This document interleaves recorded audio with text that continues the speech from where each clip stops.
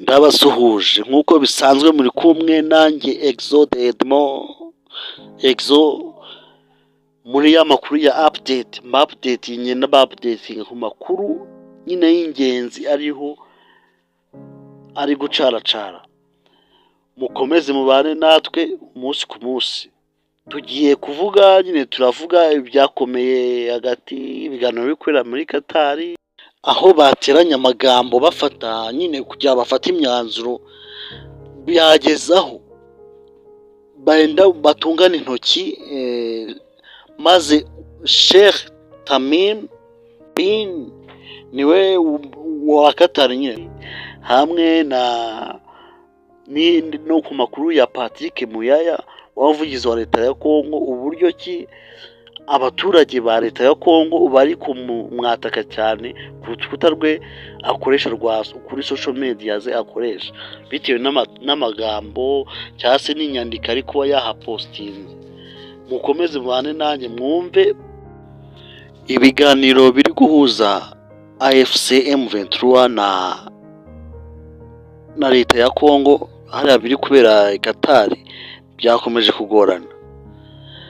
Impamvu biri kugorana ni uko leta ya Kongo iri gusaba M23 kurekura ibice byose yafashe, ibice by'Igoma, ibice bya hano hepfo muri Kivu y'Epfo, ndetse ahantu hose M23 igenzura. Leta ya Kongo iri gusaba abarwanyi ba M23 kumanika amaboko ngo bave mu bice byose bafashe, ngo nibwo Kongo iremera kuganira nabo ku buryo burambye ku masezerano arambye. Rero ibiganiro Qatar ntago leta ya Kongo iri kumvikana na M23, kuko M23 yo bari kuvuga bati twebwe kuva 2013 amasezerano twajyanye n'uwahoze ari perezida Joseph Kabila yaravuze ngo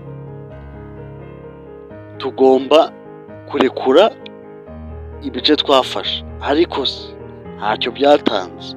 Ari nabyo muri kugarura ngo twongere turekura aho twafashe.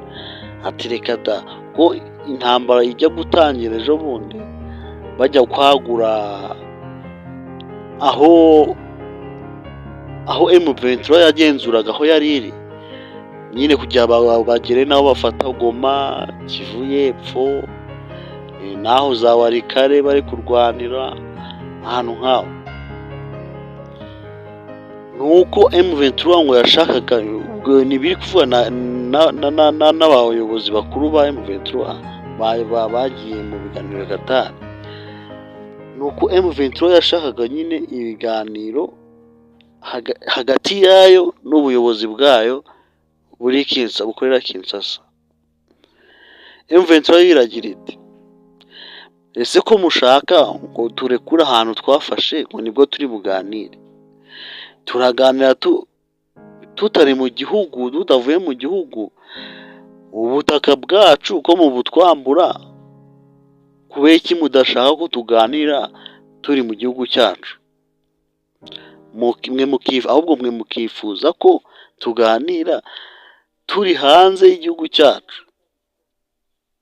Ati rero ibyo turabyanze. Akoze ubuyobozi bwariho mbere bwa Joseph Kabila nta kintu gifatika kizima baduhaye cyatuma ubu twakongera kuvuga ngo tuganire turi hanze ngo twarekuye ibice twafashe. Ahubwo tuganire turi muri ibyo bice, kuko n'ubundi turi iwacu, ntabwo turi iw'abandi. Ibyo bice turimo ni iby'iwacu byo mu gihugu cyacu. Mwebwe kugira turekure ahahise ukuntu byagenze turekura aho twari twafashe Goma, mwahisemo kuhagabiza ingabo zatsinzwe, zimwe zaremye umutwe wa FDLR. Aha niho havuye uburakari bwinshi bwatumye nyine bakomeza guterana amagambo. Uruhande rumwe rwa M23 ruti ntidushobora na gato kurekura, tugomba kuganira paka turi mu gihugu cyacu. N'uruhande rwa Kongo rurabasembura bati twebwe dushaka ibiganiro byanyu ndetse n'umutekano urambye, ari uko mwarekuye hariya mwafashe. Ibi rero byabarakaje cyane, byarakaje M23, nibwo batangiye gutungana intoki baravuga ati hafi kurwana, benda kurwana. Ubwo nibwo Sheikh yahise abyitambikamo, umuyobozi wa Qatar niwe wahise ubyitambikamo kugira ngo ahoshye izo ntambara. Ubwo bagarutse mu biganiro, nibwo M23 yavuze ati maze tumaze kuhava nyine muri 2013, nibwo mwahise muhaha abandi bantu, abacanshuro babemo, twebwe nk'abanyagihugu ba Kongo mukatwima ubutaka bwacu, ahubwo mukaha abandi. Ati rero ibyo nibyo twanze. Ubwo ni umuyobozi wungirije wa AFC M23 wabivuze. Ati ntago twakongera gukora ikosa nk'iri, kurekura ahantu wafashe cyangwa se ahantu uri kuyobora, ahantu uri none iwanyu, kugira ngo ubashe kuganira n'ubuyobozi bwaho. Ati ibi ntabwo twabikora. Rero ko bikomeje kugorana ibiganiro bikorera Qatar, sinzi uburyo ki niba leta ya Kongo izatuza igashyira umupira hasi bagakina nabo nyine bakaganira n'abarwanyi ba M23 bari mu gihugu cyabo cya Kongo. Ubwo ibyo nibyo byitezwe ko ariko bishobora kugenda, ariko nyine ubuyobozi bwa Kinshasa ntago buri kubyemera, nabwo ntago buri kubyumva, ahubwo bwo buri kwisabira ngo bareke aho bafashe baharekure, hanyuma bavemo. Niba bavamo nibwo turi buganire ku byo bifuza. M23 atese ariko turaganira twe turi hehe? Kuri kutubwira ngo tuve iwacu, uri kutwohereza hehe? Uri kutujyana ngo tube he handi? Ubu leta ya Kongo ikabura ikisubiza. None se natwe turibaza duti ese bari kubabwira bavemo, wa mugani bajye? Niba bari iwabo nk'uko babivuga abayobozi bakuru ba M23, bari iwabo mu gihugu cyabo. Abandi bari kuvuga ngo nibavemo ngo babone ubuganira. Baraganirira he? Baraganirira mu kihe gihugu? Bo bari he? Ubwo rero bikomeje kugorana.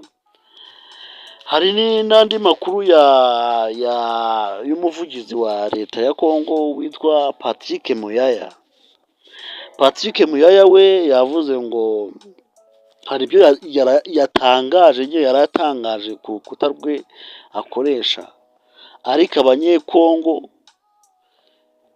benshi barimo yabateje urunturuntu, nk'uko umuntu ubizi na mbere hose, mbere ya kuva 2021 ubwo yavugaga arega igisigaye cy'u Rwanda nyine ngo kiba muri Kongo, ngo cyagiye gushimuta ubutaka bwa Kongo, ngo kihuza na M23. Rero nibi nibyo akomeza avuga, ahora mu kintu kimwe. None abaturage ba leta batuye muri Kongo nyine ubwo ni abakongomani, bamwe bari kumusubiza ku rukuta rwe akoresha nyine nkoranyambaga, bamubaza bati ese ikibazo ko mbona imyaka iri gushira ari ingahe, imyaka 2, 3, 4 kuva 2021, babivuga ngo RDF igisigaye cy'u Rwanda kiri muri Kongo niho kiri gukorera. Ati mbese kuva icyo gihe kuki muhora mushinja u Rwanda amakosa ngo bitagenze neza mu gihugu cyacu? Ubwo bo nyine bishyira ni abanyekongo baba bavuga ibitagenda neza mu gihugu cyacu kubera iki buri gihe mu bisunikira ku gisirikare cy'u Rwanda. Batese kubera iki mutajya muvuga ku bafatanyabikorwa banyu bananiwe ngo mubabureminge ko tutarumva n'itangazo na rimwe cyangwa se kubanenga na guke mwavuzeho mwashizeho, byo biterwa n'iki? Ahubwo mukijunika RDF niyo izabaza mu buyobozi. RDF muri kuyisaba iki ubundi mwebwe mutashoboye? Ngaho umuryango wa EAC wohereje igisirikare cyawo, murangije mugikuraho ngo ntacyo kimaze, birangirira aho ngaho. Mujya kuzana abacanshuro b'abazungu, nabo murango murafatanya ngo muri kurwanya AFC M23, igisirikare cya M23, nabyo birangira aho ngaho. Mukomeza kwitwaza igisirikare cy'u Rwanda RDF. Haza umuryango wa SADC yiganjemo abarundi, nabyo nta kintu mwakoze. Ko mutajya mutwisobanuraho impamvu byabananiye, ahubwo mugahora mushira mu majwi igisirikare cya RDF. Ese ni ukubera iki? Ibyo ngibyo byo bakomeje bari kubaza Patrick Muyaya nyinura mu muvugizi wa leta ya Kongo, bati ibyo ntabwo twumva, ntabwo biri kumvikanisha neza. Ikibazo ni RDF, ikibazo ni ubuyobozi bwanyu. Bati ko tubona muri leta yacu ya Kongo, tubona mwe mutumvikana. Ngaho abambere bagiye muri Qatar kumvikana. Bageze muri Qatar, ubwo ngo bari mu gushaka inzira y'amahoro. Kabiri, mu gihe bari muri Qatar hari ikindi igisirikare nyine cya FARDC cyo kiri kwigamba ko cyagabye ibitero, ko uyu munsi cyateye ahangaha. Urumva bamwe bari mu biganiro by'amahoro, abandi bari kurwana. Nta nzira yo kuvuga ngo iyi mirwano irahagarara iriho. Gatatu, nawe Patrick Muyaya ubwo nyine bari kumusubiza kuri ibyo bintu yataye, nawe amakuru yatangaje ku rukuta rwe, ati nawe urimo urashinja igisirikare cya RDF, ntabwo uri mu murongo umwe wo kumvikanisha inzira y'amahoro, amasezerano y'amahoro. Kandi inzira ya kane,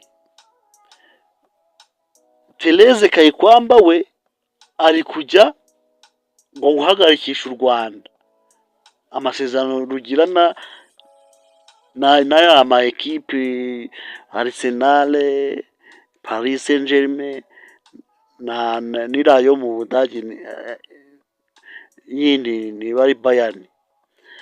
None ko mbona abayobozi b'igihugu cya Kongo ari igisirikare ntikiba cyakuranye na Presidence, hari abatangazamakuru ba Kongo nyine bavugiriwe igihugu cya Kongo,